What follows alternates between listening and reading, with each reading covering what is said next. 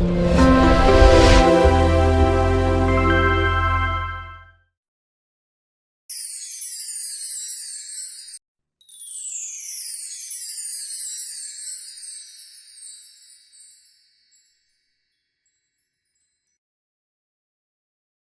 Message Jeshurun.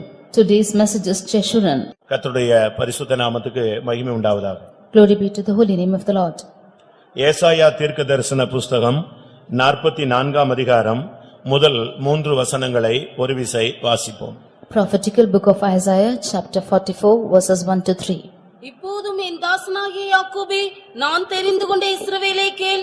உன்னை உண்டாக்கினவரும் தாயின் கர்ப்பத்தில் உன்னை உருவாக்கினவரும் உனக்கு துணை செய்கிறவருமாகிய கர்த்தர் சொல்கிறதாவது, என் தாசனாகிய யாக்கோபே, நான் தெரிந்து கொண்ட யெஷூரனை, பயப்படாதே. தாகமுள்ளவர்கள் மேல் தண்ணீரையும் வறண்ட நிலத்தின் மேல் ஆறுகளையும் ஊற்றுவேன். உன் சந்ததியின் மேல் என் ஆவியையும் உன் சந்தானத்தின் மேல் என் ஆசீர்வாதத்தையும் ஊற்றுவேன். கர்த்தருடைய பரிசுத்த நாமத்துக்கு மகிமை உண்டாவதாக. Glory be to the holy name of the Lord. இங்கே இந்த 3 வசனங்களில் ஒரு பெரிய ஆழமான தெய்வீகமான அனுபவத்தை கர்த்தர் சுட்டிக்காட்டுகிறார். There is a deep divine godly mystery in these 3 verses.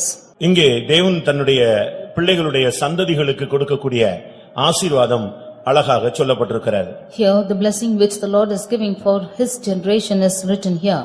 ஆனால் இந்த ஆசீர்வாதத்தை பெற்றுக்கொள்ள ஒரு தேவனுடைய பிள்ளை எந்த ஸ்தானத்துக்கு உயர்த்தப்பட வேண்டும் என்பதையும் இந்த காலை வேளையில நாம் விளங்கிக் கொள்ள வேண்டியது அவசியம். But this morning it is needful for us to understand as to what state a child of God should rise up to receive this blessing. என் தாசனாகிய யாக்கோபே, My servant Jacob, நான் தெரிந்து கொண்ட இஸ்ரவேலே, my Israel whom I have chosen, நான் தெரிந்து கொண்ட யெஷூரனே, and my Jeshurun whom I have chosen. நீ பயப்படாதே என்று கர்த்தர் பேசினார். The Lord speaks saying, do not fear. உன்னை உண்டாக்கினவர் நான், உன்னை உருவாக்கினவர் நான், உனக்கு துணை செய்கிறவர் நான் என்று அவனோடு பேசினார். For I the Lord have made thee and formed thee and I will help thee. He spoke to them like this. உன் சந்ததியின் மேல் என் ஆவியையும் உன் சந்தானத்தின் மேல் என் ஆசீர்வாதத்தையும் ஊற்றுவேன் என்று கர்த்தர் பேசினார். The Lord spoke saying that I will pour out my spirit upon thy seed and my blessing upon thine offspring. கர்த்தருடைய பரிசுத்த நாமத்துக்கு மகிமை உண்டாவதாக. Glory be to the holy name of the Lord. இன்றைய message Jeshurun. Today's message is Jeshurun. Jeshurun என்றால் யார்? Who is Jeshurun? யெஷூரனுக்கு தேவன் என்ன செய்கிறார்? What does the Lord do for Jeshurun? யார் இந்த Jeshurun? Who is this Jeshurun? இவைகளை குறித்து நாம் இந்த காலை வேளையில விளங்கிக் கொண்டால் நமக்கு நலமாயிருக்கும். It will be good that if we should understand these things. கர்த்தருடைய பரிசுத்த நாமத்துக்கு மகிமை உண்டாவதாக. Glory be to the holy name of the Lord. முதலாவது வசனத்திலே என் தாசனாகிய யாக்கோபே என்று அவர் அழைக்கிறார். In the first verse he is calling saying, O Jacob my servant. அதே மனிதனை நான் தெரிந்து கொண்ட இஸ்ரவேலே என்று தேவன் அழைக்கிறார். And that same man he calls as Israel whom I have chosen. முதலாவது ஒரு மனிதன் தேவனுடைய தாசனாய் மாற வேண்டியது அவசியம். Firstly, a man of God should become a servant of God. தேவனுக்கு ஒருத்தன் ஊழியனாக, சர்வன்டாக, வேலைக்காரனாக, அவன் தாசனாக மாற வேண்டியது அவசியம். It is needful for a man of God should to first become a servant of God. இந்த உலகத்திலே நாம் பல காரியங்களிலே வேலையாட்களாக நியமிக்கப்பட்டிருக்கலாம். We have been ordained as laborers to many things in the world. சில கம்பெனிகளிலே நாம் வேலைக்காரர்களாக இருக்கலாம். We are found as laborers in many companies. அரசு அலுவலகங்களிலே நாம் வேலைக்காரர்களாக இருக்கலாம். We are found as laborers in சில government மனிதர்கள், offices. தனிப்பட்ட மனிதர்களுக்கு நாம் வேலையாட்களாக இருக்கலாம். And we are laborers to individual men. ஆனால் இன்னைக்கு அநேகர் பலவிதமான வல்லமைகளுக்கு கூட அவர்கள் வேலையாட்களாக இருந்து அந்த வல்லமைகளுக்கு கீழ்ப்படிந்து அவைகளை பணிந்து வணங்கி அவைகளுக்கு தாசர்களாக ஜீவிக்கிறவர்களும் உண்டு. And today we find many of them are found as laborers to even spirits and they are even serving them for like this. ஆனால் இவைகளுக்கு மத்தியிலே கர்த்தர் சொல்லுகிறார், நீ என் தாசன் என்று அவனை முக்கியப்படுத்துகிறார். But in the midst of all this the Lord says that he is his servant. ஏன் அவனை என் தாசன் என்று அவர் பேச வேண்டும்? Why does the Lord speak to him as my servant? அவன் ஒரு காலத்திலே தன்னை குறித்து அறிக்கையிடும் பொழுது நான் ஏசாவுக்கு தாசன் என்று தன்னை அறிமுகப்படுத்துகிறார். Firstly, when he is confessing that he is telling that he is a servant to Esau. நாம் மனிதர்களுக்கு தாசர்களாக இருக்கக்கூடாது. We should not be servants to men. மனிதர்களுக்கு அடிமைகளாக இருக்கக்கூடாது. We should not be slave to men. எழுத்தின் பிரகாரமாக சில வேலையாட்களாக நாம் இருக்கலாமே தவிர ஆனால் அடிமைத்தன ஆவியிலே நாம் கட்டப்பட்டிருக்க கூடாது. We could be laborers in a little manner but we should not be bound by the spirit of slavery. ஒவ்வொரு தேவனுடைய பிள்ளைகளும் இந்த நாட்களிலே தேவனுடைய தாசர்களாக மாற்றப்பட வேண்டியது அவசியம். Every child of God these days should be changed changed as the servant of God. மோசேயை குறித்து ஆண்டவர் பேசும் பொழுது அவன் என் தாசன் என்று பேசினார். When about Moses God is speaking, he is saying he is my servant. தாவீதை குறித்து பேசும் பொழுது அவன் என் தாசன் என்று பேசினார். When speaking about David, he says that he is my servant. காலேபை குறித்து பேசும் பொழுது அவன் என் தாசன் என்று கர்த்தர் பேசினார். When speaking about Caleb, God says that he is my servant. வேதத்திலே அநேக பராக்கிரமசாலிகள் உண்டு. There are many valiant people in the word of God. வல்லமை உள்ளவர்கள் உண்டு. There are powerful people. வேதம் சிலரை ஞானி என்று அழைத்திருக்கிறது. And some of them the word of God calls as wise people. ஆனால் எண்ணி பார்த்து ஒரு சிலரை மாத்திரமே வேதம் தாசன் என்று அழைக்கிறது. But when counting each of them, only a few are called by the word of God as my servant. இயேசுவை கூட இதோ நான் தெரிந்து கொண்ட என் தாசன், நான் ஆதரிக்கிற என் தாசன் என்று தீர்க்கதரிசன வாயிலாக ஆண்டவர் அவரை குறித்து பேசினார். Even about Jesus, as a prophetical word, God says that he is my servant whom I have chosen. ஆனால் யாக்கோபு தன்னை குறித்து ஆதியாகமம் 32ஆம் அதிகாரம் 5ஆம் வசனத்திலே தன்னுடைய அண்ணனிடத்திலே ஆள் அனுப்பி சொல்லிவிடும் பொழுது, உம்முடைய தாசனாகிய யாக்கோபு இதை சொன்னான், இதை கொடுத்தான் என்று சொல்லுங்கள் என்று தன்னை மனிதனுக்கு தாசனாக வெளிப்படுத்தினான். In Genesis chapter 32 verse 5, when he is meeting his brother, he is telling, go and say that to my Lord that I am his servant. ஏனென்றால் அவன் வேலை செய்தது எல்லாமே உலக பிரகாரமான ஆசீர்வாதங்களை எதிர்பார்த்து மாத்திரமே. Because he was serving everything in the world expecting worldly blessings. நீங்கள் இந்த மார்க்கத்துக்குள்ளே வந்த பின்பு உலக காரியங்களுக்கு மாத்திரம் நீங்கள் கிறிஸ்துவை பின்பற்றினால் நீங்கள் பரிதபிக்கப்படத்தக்கவர்கள் என்று வேதம் சுட்டிக்காட்டுகிறது. If you should follow Christ and for these little blessings of this world alone, there you are desperate than all men. ஒருவன் இம்மைக்காக கிறிஸ்துவை பின்பற்றுவானானால் அவன் பரிதபிக்கப்படத்தக்கவன். If one should follow Christ just for this worldly matters, then he is most miserable. அப்படினால் நம்ம இம்மைக்காக அல்ல, நமக்கு இம்மைக்குரிய காரியங்களை தர அவர் உண்மையுள்ளவராக வல்லமையுள்ளவராக இருக்கிறார். Therefore, not only for the present world and things of this world, he is able to provide everything. அவனுக்கு எப்படி ஒரு மனிதனுக்கு போய் தன்னை தாசன் என்று சொல்ல முடியும்? இவைகளுக்கு மத்தியிலே ஆண்டவர் அவனை தாசனாக அழைக்கும்படியாக அவர் விரும்பினார். How can he go and call himself as a servant to men? In the midst of all this, God wanted to call him as his அதுக்கு servant. காரணம் அவன் இந்த உலகத்திலே உலக காரியங்களுக்காகத்தான் அவன் ஊழியம் செய்து வந்தான். The reason for this is he served the world only for the material things. அவனுடைய ஊழியத்தை குறித்து ஓசியா 12ஆம் அதிகாரம் 12ஆம் வசனத்திலே தீர்க்கதரிசன வாயிலாக ஓசியா சொல்லும் பொழுது, ஒரு பெண்ணுக்காக ஊழியம் செய்தான், இஸ்ரவேல் ஒரு பெண்ணுக்காக ஆடு மேய்த்தான் என்று மிகவும் கீழ்த்தரமான வார்த்தைகள் உபயோகப்படுத்தப்பட்டிருக்கிறது. Reading in Hosea chapter 12 verse 12, he says that Jacob, he served for a wife. ஒரு பெண்ணுக்காக ஊழியம் செய்தான். He served for a girl. ஒரு பெண்ணுக்காக 7 வருடம் ஊழியம் செய்தான். He served for 7 years for a girl. அடுத்து இன்னொரு பெண்ணுக்காக 7 வருஷம் ஊழியம் செய்தான். And nextly for another girl, he served for 7 years. அந்த பெண்ணுக்காகத்தான் அவன் ஆடு மேய்த்தான். And for that purpose, he kept the sheep. நாம் என்ன ஊழியம் செய்கிறோம்? What ministry are we doing? இந்த உலகத்துல காருக்காக ஊழியம் செய்யறோமா? Are we serving this world for the car? வீட்டுக்காக ஊழியம் செய்யறோமா? Or for the house? இல்லாவிட்டால் நிலத்துக்காக ஊழியம் செய்யறோமா? Or are we serving for land? இல்லாவிட்டால் வசதி வாய்ப்புகளுக்காக ஊழியம் செய்யறோமா? Or are we serving for facilities? நீ தேவனுடைய தாசனா, மனிதனுடைய தாசனா, இல்லாவிட்டால் இந்த உலக பொருளுடைய தாசனா? Are you a servant of God, or servant of man, or servant of the worldly things? ஒரு இடத்துல விவாகம் பேசப்பட்டது. In one place they spoke about a wedding. அந்த பையன்ட்ட நீ என்ன, உனக்கு என்ன வேணும் கேளு, என்ன வேணும் கேளுன்னு எல்லாரும் கேட்டுக்கிட்டே இருந்தாங்க. They were asking the boy as to what he wants. அவன் ஒண்ணு வேண்டாம், நீங்க கொடுக்கறத கொடுங்க, கொடுக்கறத கொடுங்கன்னு சொல்லிட்டு போயிட்டே இருந்தான். He was telling, just you can give what you want to give, and he just went on. Engagement வேற முடிஞ்சிருச்சு. And the engagement was over. என்கேஜ்மென்ட்ல அந்த பொண்ணோட சித்தப்பா வந்தாரு. And the small father of that girl came. தனியா கூட்டி போய் And he invited him alone. தம்பி நீங்க செய்யறது செய்யுங்கன்னு சொல்லாதீங்க, நீங்க உரிமையோட கேளுங்க அப்படின்னு சொன்னார். And the brother, you do not say that you do what you want, you ask of your own what you want. அதுவரைக்கும் தெளிவா இருந்த அந்த பையன் அதுக்கு பிறகு முட்டாளா மாறிட்டான். And he who was clear until that time became a fool. இவங்க தெளிவா கேளுங்க, வரவாயில்ல, நீங்க கேட்கறது உரிமையோட கேட்கலாம், ஏன்னா உங்களுக்கு தான் பிக்ஸ் பண்ணிட்டோம்ல அப்படிலாம் சொன்ன உடனே இவன் நம்பி போய் ஒரு லிஸ்ட் எடுத்து அனுப்பிட்டான். And when they said you ask on your own what you want because she's determined for you, he made a list and he sent. என்ன ஐட்டம்னு எழுதிட்டான். He wrote as to these items he wanted. அவங்க எதிர்பார்த்ததெல்லாம் மிஞ்சி போயிடுச்சு. And it exceeded all the expectations. இந்த post போய் அந்த பொண்ணோட அப்பாவுக்கு கிடைச்சது. And this list went and reached the father. அவர் அடுத்த லெட்டர் போட்டாரு. And he wrote the next letter. நீ என் பெண்ணோடு வாழ போகிறாயா, நான் கொடுக்கும் பொருளோடு வாழ போகிறாயா? Are you going to live with the girl, or you are going to live with the things which I give you? Copy to chief pastor. And he wrote a copy to the chief copy pastor. To center pastor Wrote a copy to the center அடிச்சார். pastor. வரிசையா எல்லாருக்கும் copy to இந்த government ஆபீஸ்ல போடுற மாதிரி போட்டு அனுப்பிட்டான். And he wrote a copy like this, he wrote a letter, government letter. அவன் கேட்ட கொஸ்டின் என்ன தெரியுமா? என் பெண்ணோடு வாழ போகிறாயா, நான் கொடுக்கும் பொருளோடு வாழ போகிறாயா? The question that he asked is, are you going to live with my girl or with the things which I give you?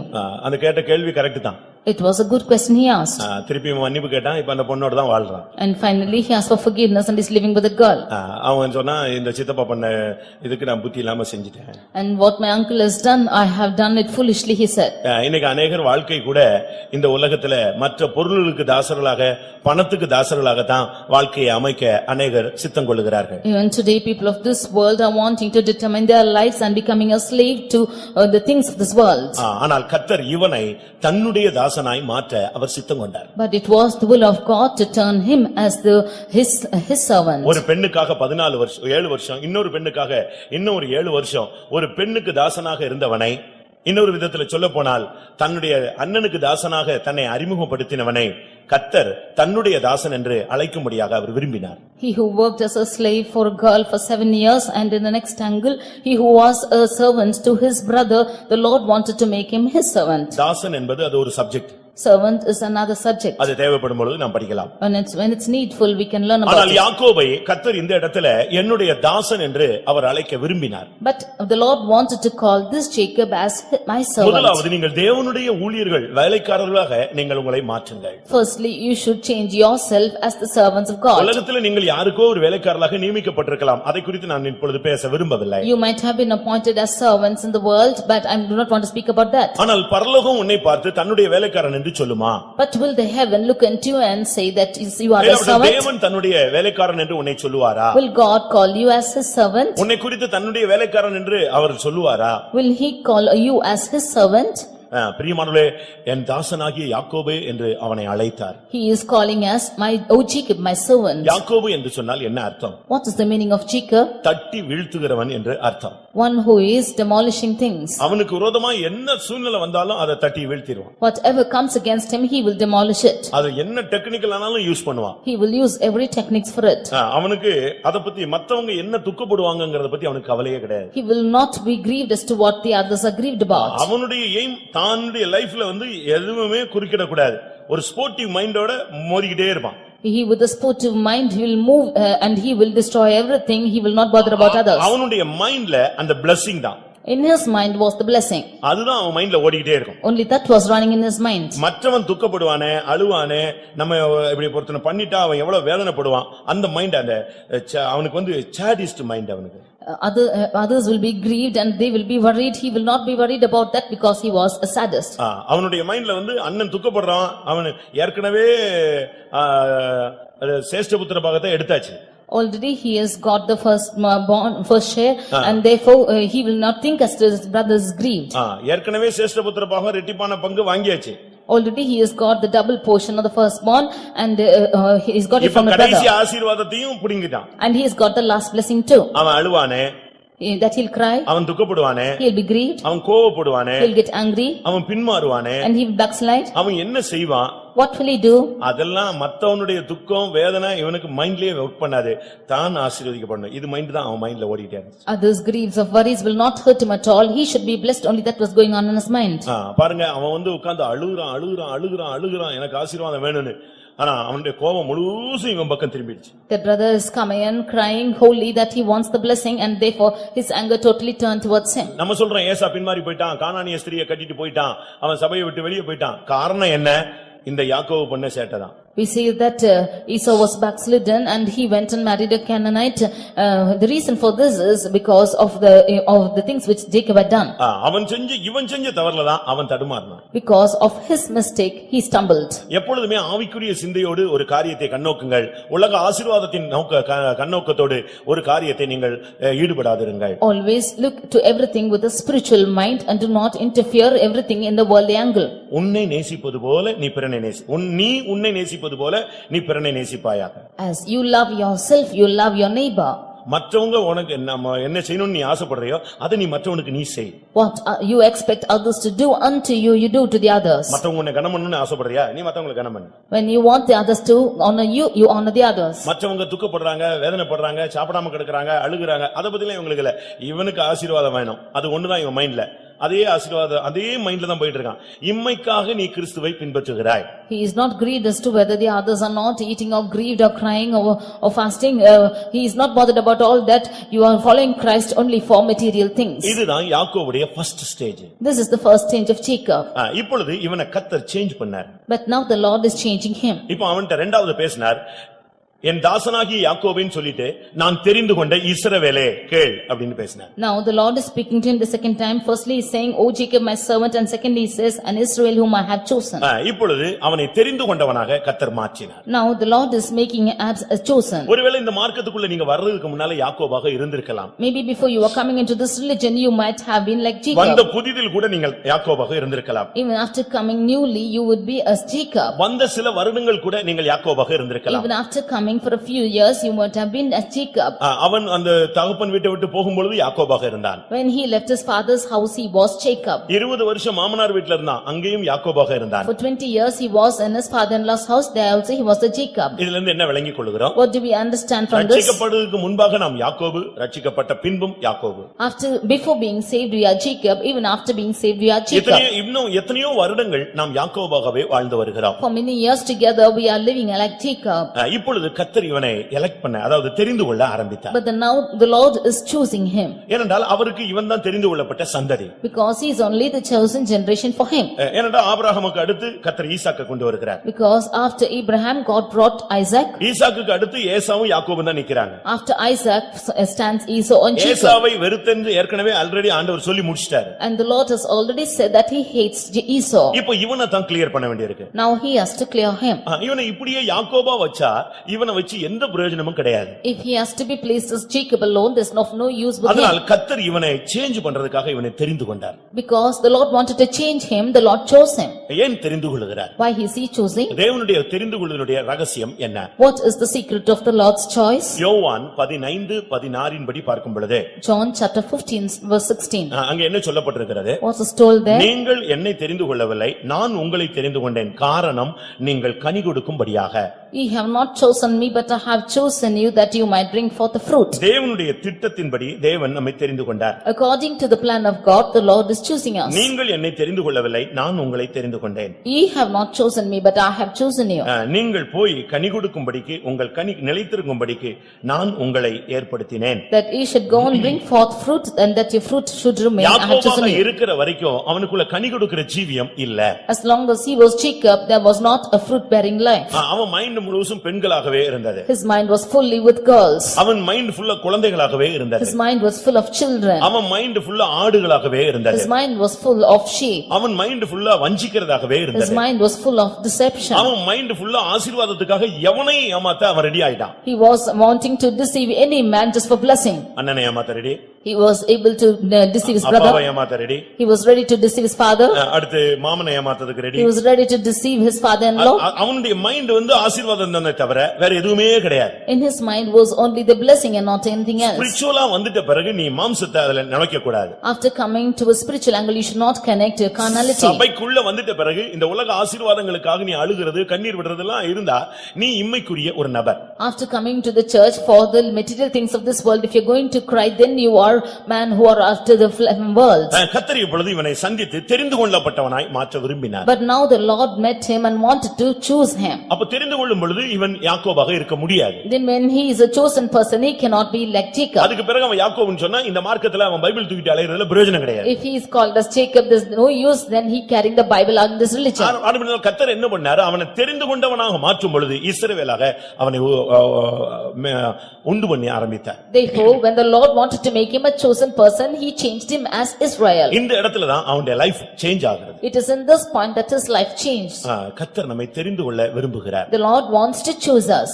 பவுலை தெரிந்து கொள்ளும் பொழுது கர்த்தர் சொல்றார், இவன் நான் தெரிந்து கொண்ட பாத்திரம். When the Lord chose St. Paul, he says that he is a chosen vessel. என்னைக்கு கர்த்தர் இவனை தெரிந்து கொண்டாரோ அன்னைக்கு இவன் லைஃப் மாறினது. Whenever he chose him, that day his life changed. அதுவரை பரிசுத்தவான்களை துன்பப்படுத்தக்கூடியவனாக இருந்தான். Until then he was persecuting the saints. சபையை துன்பப்படுத்துகிறவனாக இருந்தான். He was persecuting the church. ஆனா எப்பொழுது அவனை தெரிந்து கொண்ட பாத்திரம் என்று கர்த்தர் உச்சரித்தாரோ அதற்கு பின்பு இவனுடைய லைஃப் மொத்தமா மாறிவிட்டது. But from the day the Lord said that he is a chosen vessel unto me, then his lifestyle totally changed. தேவன் தெரிந்து கொண்டவன் மேல் குற்றம் சாட்டுகிறவன் யார்? Who is the one who is accusing the one who is chosen of the Lord? ரோமர் 11:5 படி தேவன் கிருபையினாலே நம்மை தெரிந்து கொண்டார். Romans chapter 11 verse 5, we see that he is chosen us by the election of grace. ஆண்டவர் உங்களையும் என்னையும் இந்த சபையில கொண்டு வந்து இந்த மார்க்கத்துல அபிஷேகம் பண்ணி தேவன் தெரிந்து கொண்டதின் ரகசியமே நாம் கனி கொடுக்கக்கூடியவளாய் மாற வேண்டும். The secret of choosing you and I in the church and keeping us in the church is that we might be fruitful. இப்பொழுது தெரிந்து கொண்ட உடனே இவனை பெயர் சொல்லி அழைக்கும் பொழுது அவனுடைய பெயரை மாத்தி இஸ்ரவேல் என்று சொல்லுகிறார். Now after he is choosing, he is calling and changing his name as Israel. இவனுக்கு ரெண்டு நேரம் கர்த்தர் இஸ்ரவேல்னு பேர் வச்சார். The Lord named him as Israel 2 times. ஆதியாகமம் 32:28 பார்க்கும் பொழுது, Genesis chapter 32 verse 28. ஆதியாகமம் 35:10 பார்க்கும் பொழுது, Genesis chapter 35 verse 10. இந்த ரெண்டு இடத்துலயும் கர்த்தர் சொல்றாரு, நான் உன்னை இஸ்ரவேல் என்று இனிமே உன் பேரை மாத்துறேன். And the Lord here in two places he says that he'll call him as Israel. முதலாவது யாப்போக்கு என்ற நதியின் கரையிலே கர்த்தர் அவனை சந்தித்தார். Firstly, the Lord met him in the shore of the river Jabbok. யாப்போக்கு என்ற ஒரு ஆற்றின் கரையிலே அவனை சந்தித்தார். The Lord met him in the shore of the river Jabbok. அவன் ஆசீர்வாதத்துக்காக போராடினான். He was striving for blessings. அவன் அந்த நேரத்திலே அவன் வாயிலிருந்து வர்றது என்னதான் ஆசீர்வாதம் தான். Even at that time, the word which came out of his mouth is blessing. அவனை தூக்கிட்டு இருக்கும்போது எழுப்பிட்டு என்னன்னு கேட்டா, எனக்கு ஆசீர்வாதம் வேணுமா? When he is sleeping, if you should wake him and ask him what he wants, he will ask for blessing. அவன் மைண்ட் ஃபுல்லா இந்த உலக ஆசீர்வாதத்திலேயே நிறைஞ்சு போய் கிடந்துச்சு. His mind was full of blessings of this world. நீங்க அப்படி அதுக்காக ஜெபிச்சிட்டே இருக்கீங்களா? Are you still keeping on praying like this? உலக ஆசீர்வாதத்துக்காக ஜெபிச்சிட்டே இருக்கீங்களா? Are you praying for the worldly blessings? அதுக்காக ஜெபிச்சிட்டே இருக்கீங்களா? Are you praying for these blessings? இன்னைக்கு நம்ம ஆளுங்க எல்லாம் இன்னும் ஒருபடி போய் லோன் கிடைக்கிறதுக்காக ஜெபிக்க சொல்றான். And our people are going even ahead of one step and asking to pray for loan. ஆசீர்வாதத்துக்கு ஜெபத்தை விட்டுட்டு லோன் கிடைக்கிறதுக்காக உபவாச ஜெபம். And they அதுக்கு ஊழியக்காரங்க வந்து நடத்தணும் ஜெபத்தை. They are leaving the blessings and finally praying, fasting and praying for the loan, and the servants of God should come and pray. ஒரு 100 கையெழுத்து போட்டு 7 ஃபைல தூக்கிட்டு வரான். இதை ஜெபிங்க, எப்படியாவது அந்த மேனேஜர் கண்கள்ல தயவு கிடைக்கணும். பரலோகத்து தேவன் கண்கள்ல வேண்டாம். இப்ப இவனுக்கு எப்படியாவது கேட்டு நானு கடன் வாங்கிடணும். He is keeping on some files and saying, you pray for this, somehow I have to receive the loan, should find favor in the eyes of that man. அவனை தேவனுடைய தூதன் ஆசீர்வதிக்க முடியவில்லை. And the Lord could not, and the angel of God could not bless him. இப்ப கர்த்தர் அவன்ட தூதன் சொல்றான், உன் பெயரை ஃபர்ஸ்ட் நான் மாத்துறேன். Now the Lord says that firstly I will change your name. இப்பொழுது உன்னுடைய பெயர் இஸ்ரவேல் என்று அழைக்கப்படும். Now your name will be called as Israel. இப்பொழுது அவன் தேவனோடும் போராடினான், மனிதனோடும் போராடினான். Now he strove with God and with man. இதுவரைக்கும் மனுஷனோடு போராடினவன் இப்ப யாரோடும் போராட ஆரம்பிச்சிட்டான்? தேவனிடத்திலும் போராடுகிறவனாய் மாறினான். Now he who wrestled with man is now wrestling with God also. அண்ணனை ஏமாத்தியாச்சு, மாமாவை ஏமாத்தியாச்சு, அப்பாவை ஏமாத்தியாச்சு. இப்ப யாரை ஏமாத்தணும்னு பாக்குறான்? He deceived his ஊழியக்காரங்களை ஏமாத்தணும்னு பாக்குறான், ஆண்டவரையும் ஏமாத்தலாமான்னு பாக்குறதுக்கு பிட்டு போட்டுக்கிட்டே இருக்கிறான். He deceived his brother, he deceived his father, he deceived his father-in-law. Now he is wanting to put on bits that he might deceive the servants of God and God. சொன்னார், நான் ஆசீர்வதிப்பேன், ஆனா நீ கொஞ்சம் மாறணும். But the Lord said, I will bless you, but you should change. இஸ்ரவேலாய் நீ மாறு. You should change as Israel. இஸ்ரவேல்னா என்ன அர்த்தம்? மனிதனோடும் தேவனோடும் போராடி ஜெயித்து எடுத்துக்கொள்ளுபவன். Israel means one who is wrestled with man and God and overcome and taken it. இப்பொழுது அவனுடைய லைஃப்ல போராடி ஜெபத்துல போராடுற ஒரு பிராக்டீஸ் அவனுக்கு கிடைத்தது. Now he got a practice of wrestling in prayer. முந்தில அவன் ஜெபத்துல போராடுறது இல்ல. Before he is not wrestling in prayer. யாக்கோபுடைய வாழ்க்கையில ஜெபத்துல போராடினதா கிடையாது. ரொம்ப டெக்னிக்கலா தட்டிட்டே போயிட்டே இருப்பான். In the life of Jacob we cannot see that he is wrestling in prayer, but he is technically just knocking out. கூல கொடுப்பான், சேஷ்டபுத்திர பாகத்தை எடுத்துருவான். He will give the porridge and take the firstborn. ஒரு ஆட்டு மயிர் கம்பளியை தூக்கி போடுவான், அப்பாவை ஏமாத்திடுவான். He will put on the blanket of a sheep and then he will cheat his father. குட்டி போடும் பொழுது அந்த ஆட்டுக்கு முன்னால கொலையை வெட்டி வெட்டி போட்டு அப்படி குட்டி எல்லாம் தன்னுடைய டிசைனுக்கு கொண்டு வந்துருவான். When the sheep is giving birth, he will put on the leaves and branches and he will take its parts. இப்போ கொஞ்சம் ஸ்பிரிச்சுவலா மாறி இருக்காரு. Now he has become a little spiritual. என்ன கொஞ்சம் ஸ்பிரிச்சுவல் என்னது? What is that little spiritual? ஜெபிச்சு இனிமேல் ஏதாவது காரியத்தை சாதிக்கணும். Now he has to pray and get over certain things. அதுக்கு பிறகு அவனுடைய பிரேயர் லைஃப்ல கொஞ்சம் டெவலப் உண்டான. And after that he developed his prayer life. கர்த்தருடைய பரிசுத்த நாமத்துக்கு மகிமை உண்டாவதாக. Glory be to the holy name of the Lord. ஆதியாகமம் 35:10 வரும்பொழுது கர்த்தர் சொல்லிட்டார், இனிமே உனக்கு யாக்கோபுங்கிற பேரே கிடையாது, இனிமேல் உன் பெயர் இஸ்ரவேல் என்று வழங்கியே ஆக வேண்டும் சொன்னார். In Genesis chapter 35 verse 10, the Lord says, thy name shall no more be called as Jacob but only Israel. வாசியங்கள் ஆதியாகமம் 35:10. இப்பொழுது உன் பேர் யாக்கோபு, இனி உன் பேர் யாக்கோபு எனப்படாமல் இஸ்ரவேல் என்று உனக்கு பேர் வழங்கும் என்று சொல்லி ஏற்கனவே ஞானசானத்தில் கொடுத்துட்டார்ல, யாப்போக்கு ஆற்றங்கரையில இஸ்ரவேல்னு சொல்லிட்டார்ல. இப்ப திருப்பியும் கொடுக்கிறது காரணம் என்னன்னா, ஞானசானம் எடுத்து இல்லாவிட்டா ஆசீர்வாதம் பெற்று பெயர் மாறியும் சுபாவம் மாறவில்லை. Already at baptism and that brook Jacob, he was named as Jacob as Israel, but his character is not yet changed. அது பேர் மாறிடுச்சு. His name is changed. ஆனா இன்னும் லைஃப் மாறல. But his life is not அதனால changed. கர்த்தர் இப்ப மறுபடியும் அவன்கிட்ட பேசுறாரு, இனிமேல் உன் பேர் யாக்கோபுன்னு பழைய பேரை யூஸ் பண்ணாத. Therefore the Lord again speaks to him saying, do not use thy name as Jacob. இனிமேல் உன்னுடைய பெயர் இஸ்ரவேல் என்றே வழங்க வேண்டும். And hereafter your name should be called as Israel. பாருங்க, ஆண்டவருடைய அந்த திட்டத்தின்படி பாத்தீங்கன்னா இன்னைக்கு இஸ்ரவேல் என்கிற பேர் தான் நிக்குது. If you see according to the plan of God, only the name of Israel is lasting. 12 கோத்திர பெயர்கள் வந்து கொண்டே இருந்தது. The 12 tribes names were coming on. யாக்கோபுடைய பெயர் கொஞ்ச நாளா வந்து கொண்டே இருந்தது. And for some days the name of Jacob came. திருப்பி 12 கோத்திரத்து பெயர்கள் வந்தது. And after that the name of 12 திரும்ப tribes. அந்த பெயர்கள் எல்லாம் மறைஞ்சு யூதா கோத்திரம் மட்டும் நின்னது. And lastly only the tribe of Judah just stood down. திரும்ப அது போய் இப்ப இஸ்ரவேல் வந்து நின்னுட்டே இருக்கு. Now after that is the name of Israel standing. பிரியமானவர்களே, ஞானசானம் எடுத்தால் மட்டும் போதாது, அபிஷேகம் பெற்றால் மட்டும் போதாது, வாழ்க்கை மாற்றப்பட வேண்டியது அவசியம். Not sufficient you are baptized and you are named in another name, but your life should change. இப்போ அவன்கிட்ட பேசுறார், நான் உன்னை உண்டாக்கினேன். Now the Lord speaks that I have formed thee. ஒரு குழந்தை உண்டாகுவதை காண்பிக்கிறார். It shows that a child is being formed. ஆண்டவர் தான் நம்மை உண்டாக்கினவர். It is the Lord who is forming us. அவர் தான் நம்மை மேக் பண்றாரு. It is the Lord who is creating us. நம்ம தான், அவர் தான் நம்மை உண்டாக்கினவர். It is the Lord who is forming us. அடுத்து என்ன செய்யறாரு? Nextly what does he do? உண்டாக்கி அப்படியே அழிஞ்சு போறதில்ல, கருவில அழிந்து போகிற अनेक குழந்தைகளை பார்க்கலாம். We see that many children which are dead even from the womb. No, it's not like that. கருவிலேயே அழிந்து போகிற अनेक குழந்தைகளை நம் பூமியிலே பார்க்க முடியும். We can see many children which are dying even in the womb. ஆனால் கர்த்தர் நம்மை உருவாக்க ஆரம்பித்தார். But if the Lord is creating us. இந்த உண்டாக்குதல் என்பது ரட்சிப்பை காண்பிக்கிறது. This forming shows a salvation. உருவாக்குதல் என்பது அபிஷேகத்தின் மூலமாக நம்மை திவ்ய சுபாவங்களுக்கு பங்குள்ளவர்களாய் கர்த்தர் மாற்றுவதை காண்பிக்கிறது. This creating is showing that we are partakers of his divine natures through the Holy Spirit. உண்டாக்கினவர்னா மேக்கர், உருவாக்கினவர்னா ஃபார்ம் பண்றவர், மேட் பண்றவர். அப்படியே நம்மை அருமையாக எலும்பு நரம்பு இப்படியே ஒரு அருமையான ஒரு சரீரமாய் நம்மை உருவாக்கு. One who has formed is the maker and he is doing and creating everything, every body and spirit. நம்முடைய ஜீவியத்திலே அவர் உண்டாக்கினவராக அடுத்து உருவாக்கினவராக வெளிப்படுகிறார். He is in our life is the one who is forming and one who is creating. இதுதான் தேவன் நமக்கு செய்கிற ஒரு காரியம். This is the thing which the Lord does for us. இன்றைக்கு நம்மில் எத்தனை பேர் யாக்கோபாக இந்த கூட்டத்திலே உட்கார்ந்திருக்கிறோம்? Today how many of us are seated in this meeting as நம்மில் Jacob? எத்தனை பேர் இஸ்ரவேலாக இந்த கூட்டத்திலே How உட்கார்ந்திருக்கிறோம்? many of us are seated in this meeting as Israel? இப்பொழுது ஆண்டவர் என்ன சொல்றார் தெரியுமா? Now what does the Lord say? உனக்கு துணை செய்கிறவருமாகிய கர்த்தர் சொல்லுகிறதாவது, I the Lord which helps you says. கர்த்தர் உனக்கு துணை செய்கிறார். The Lord is helping. கர்த்தர் ஒரு மனிதனுக்கு துணை செய்யாவிட்டால் அவன் நிக்க முடியாது. If the Lord does not help a man, he cannot stand. கர்த்தர் எனக்கு துணை செய்கிறார் சொல்றவங்க கரங்களை உயர்த்தி ஒரு அல்லேலூயா சொல்லுங்க. ஒரு ஆவிக்குரிய மனுஷனுக்கு தேவன் துணை செய்கிறார். For a spiritual man of God, the Lord is helping.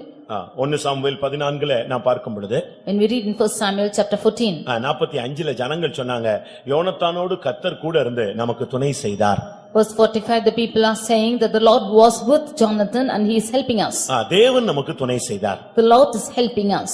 ஒரு பெரிய யுத்தகளத்துல நிக்கும் பொழுது, When they are standing in a great battle, யுத்தத்துல தோல்வி என்பது தீர்மானிக்கப்பட்ட பின்பு when there was a defeat which was proclaimed, கர்த்தர் அந்த இடத்துல துணை செய்து அவர்களை ஜெயிக்க வைத்தார். the Lord is helping them and is wrought a great salvation. தேவன் நமக்கு துணை செய்தால் எந்த ஒரு வல்லமையும் அதை தடுக்க முடியாது. If the Lord should be helping us, there should no power taking it. 1 நாளாகமம் 12ஆம் அதிகாரம் 18ஆம் வசனத்தை பார்க்கும் பொழுது, First Chronicles chapter 12 verse 18. தாவீதுக்கு கர்த்தர் துணை செய்தார். We see that God helped David.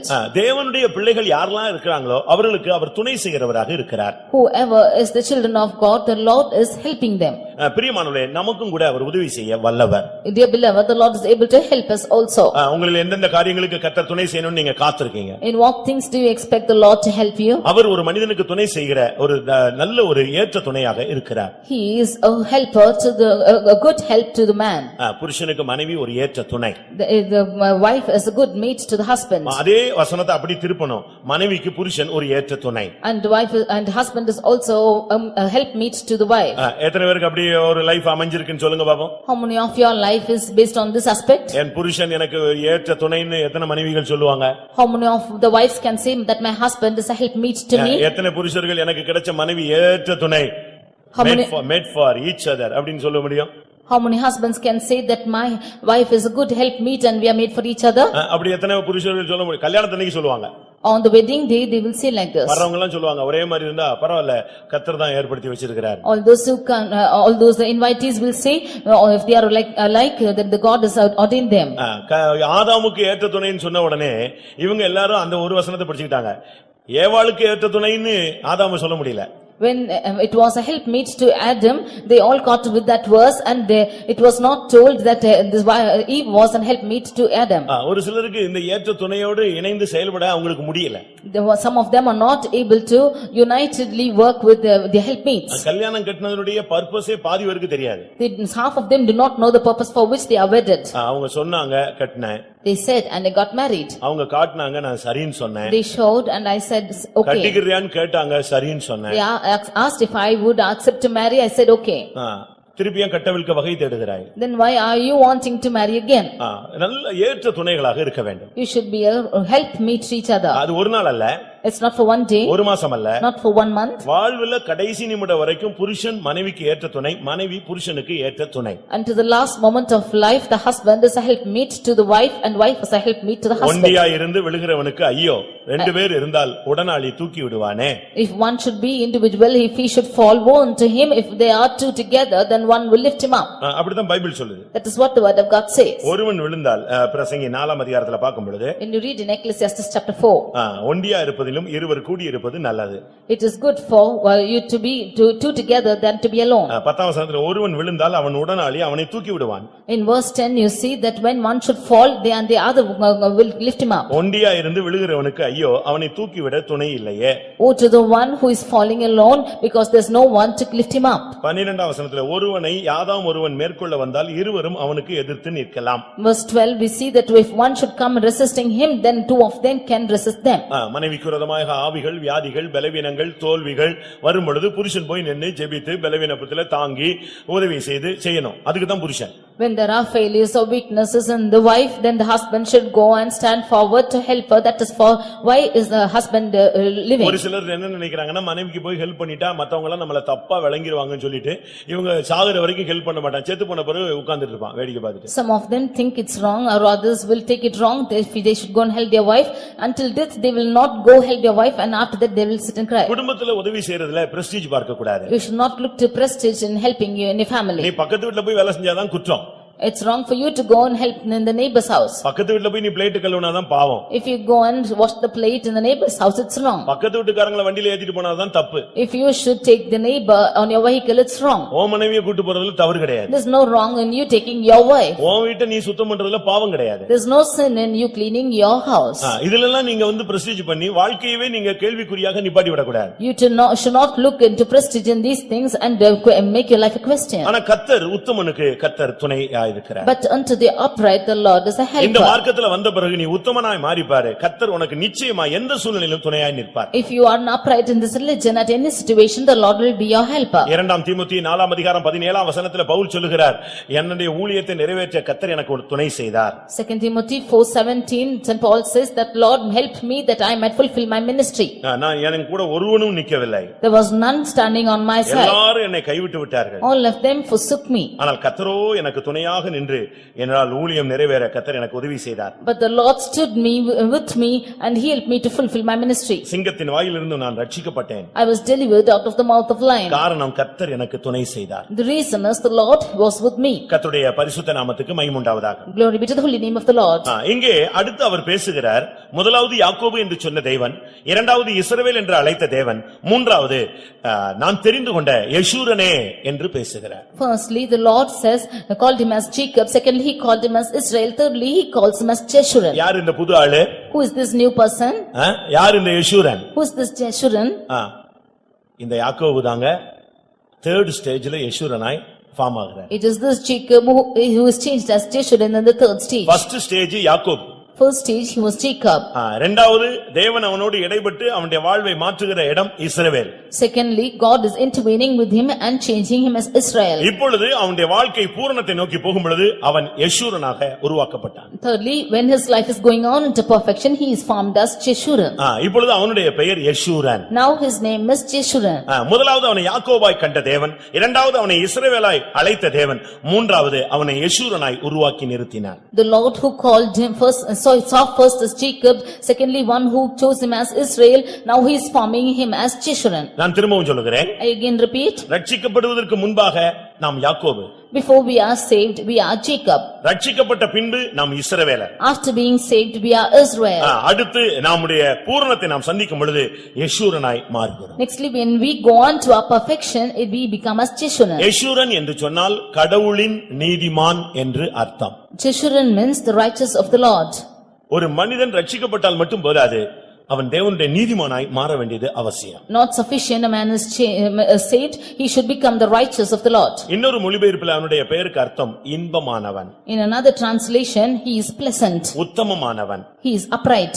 செழிப்புள்ளவன். He is pleasant. வாழ்ந்து சுகித்தவன். He is the one who has lived and he is attained. பாருங்க, அவனுடைய பெயருக்கு எவ்வளவு ஒரு மகிமையான விளக்கங்கள் சொல்லப்பட்டிருக்கிறது. See what glorious explanations are given to his name. நீங்கள் ரட்சிக்கப்பட்டால் மட்டும் போதாது, சபைக்குள்ள வந்து ஒரு ஜெபவீரனாய் மாத்திரம் மாறினால் போதாது, வாழ்க்கையில தனிப்பட்ட விதத்துல கடவுளுடைய நீதிமானாய் மாற வேண்டும். Not sufficient, you are saved and you become a prayer warrior. In your life, you should become a righteous person. இதுதான் சபைக்குள்ள வருகிறதுல தேவனுடைய திட்டம். This is the plan of the people of God coming into the church. ஒரு செடி நடப்படுகிறது, வளர்ச்சி அடைகிறது முக்கியமல்ல. Not sufficient, a plant is being planted and it's growing. அது பூத்து காய்க்கிறது முக்கியமல்ல. Not sufficient that it is bringing forth நல்ல flowers. கனிகளாக மாறுகிறதாம் முக்கியம். It's needful for it to bear forth fruits. ஏசாயா தீர்க்கதரிசன புத்தகத்துல ஒரு திராட்சை தோட்டம் நேசருக்கு இருந்தது, அதுக்காக எல்லாவற்றையும் செய்தார். நல்ல திராட்சை செடிகளை நட்டினார், வேலி அடைத்தார், நீர் பாய்ச்சினார், அதற்காக நல்ல கனி கொடுக்கும் என்று காத்திருந்தார். ஆனால் அதுவோ கசப்பான பழங்களை தந்தது என்ன?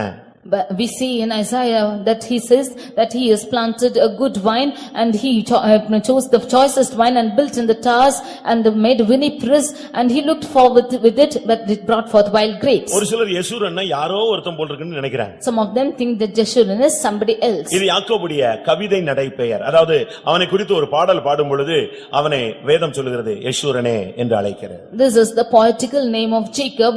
When a song is sung about Jacob, the word of God calls him as Jeshurun. இது தான் தேவனுடைய மைண்ட்ல இருந்துகிட்டே இருந்துச்சு. This was what in the mind of the இந்த Lord. யாக்கோபு அவனை யெஷூரனாய் மாத்தணும். He has to change this Jacob as Jeshurun. அதுதான் தேவனுடைய மைண்ட்ல ஓடிக்கிட்டே இருக்கு. This was what running in the mind of God. நம்ம பாவத்துல இருந்தோம், கர்த்தர் நம்மை ரட்சித்தார். இந்த சபையில கொண்டு வந்து ஒரு சாதாரண வெல்விஷராக இல்லாவிட்டா இந்த சபைக்கு ஒரு சப்ஸ்கிரிப்ஷன் சந்தாதாரரா உன்னை கொண்டு வந்து நிறுத்தல.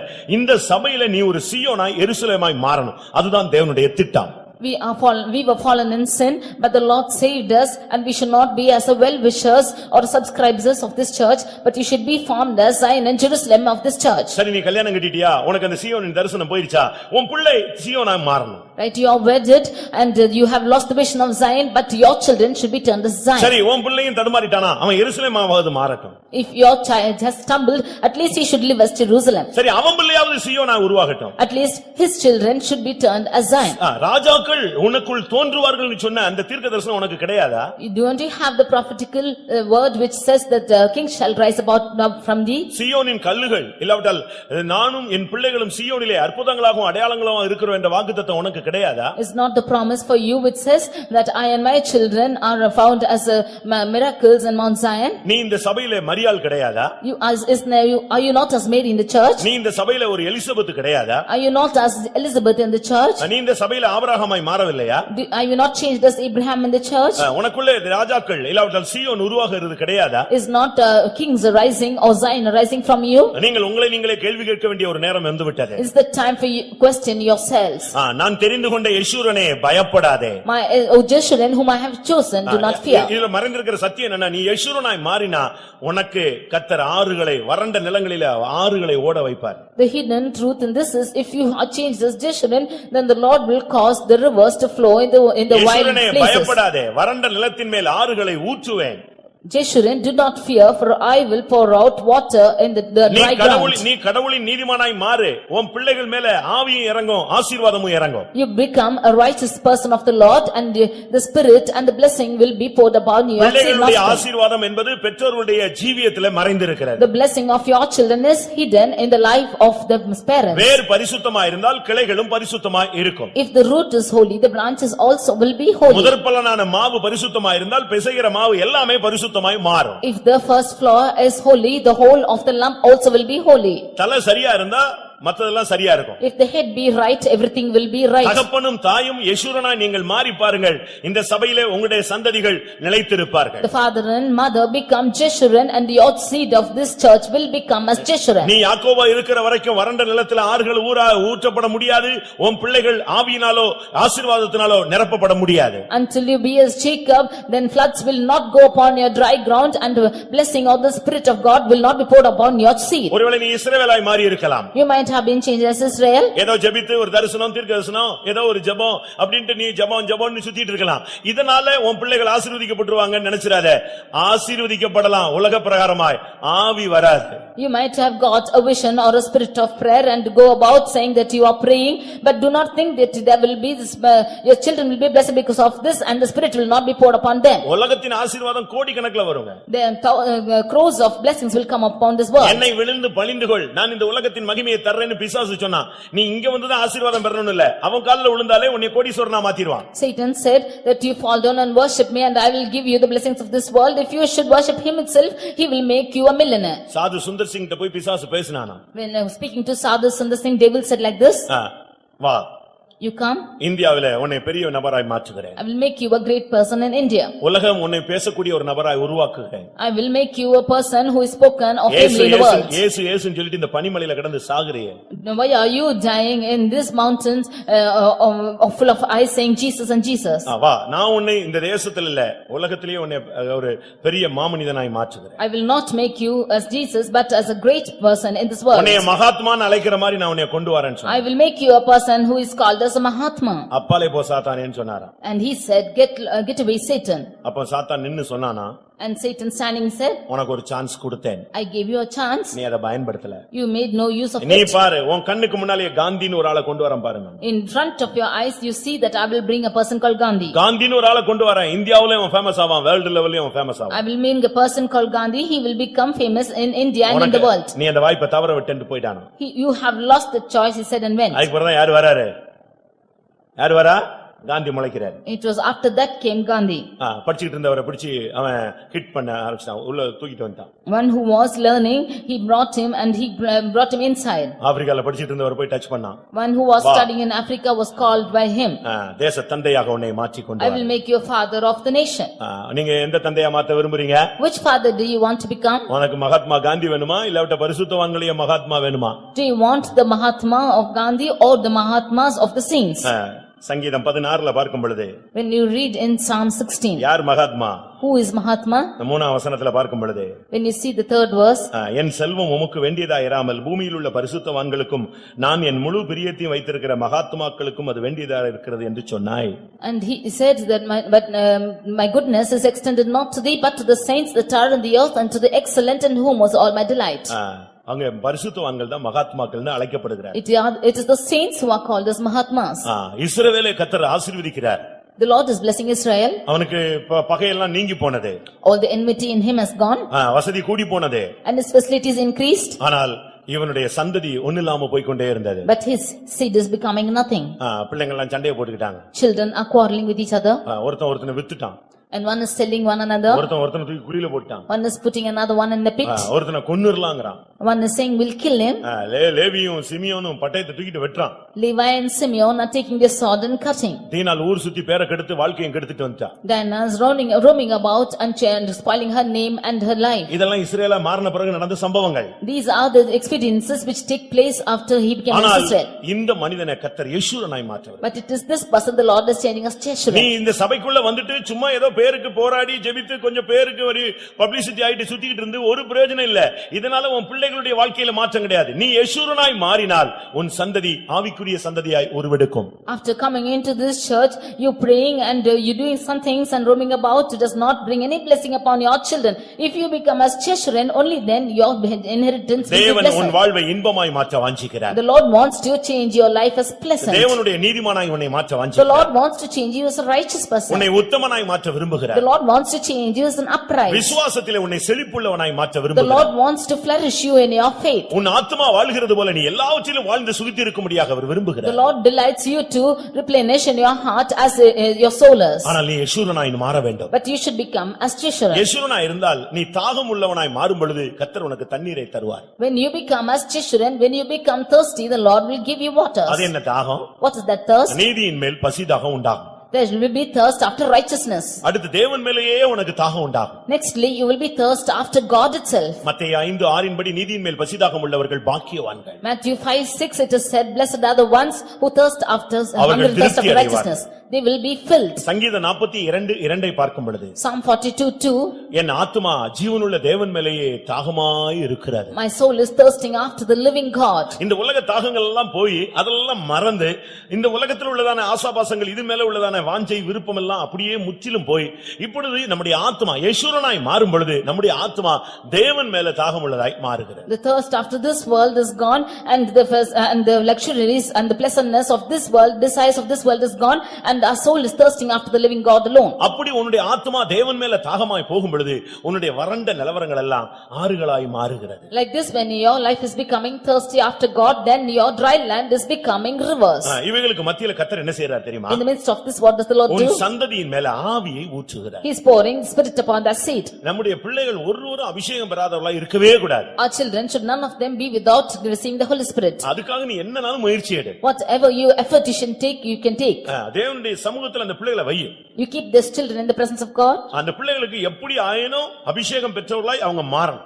Somehow those children should be anointed.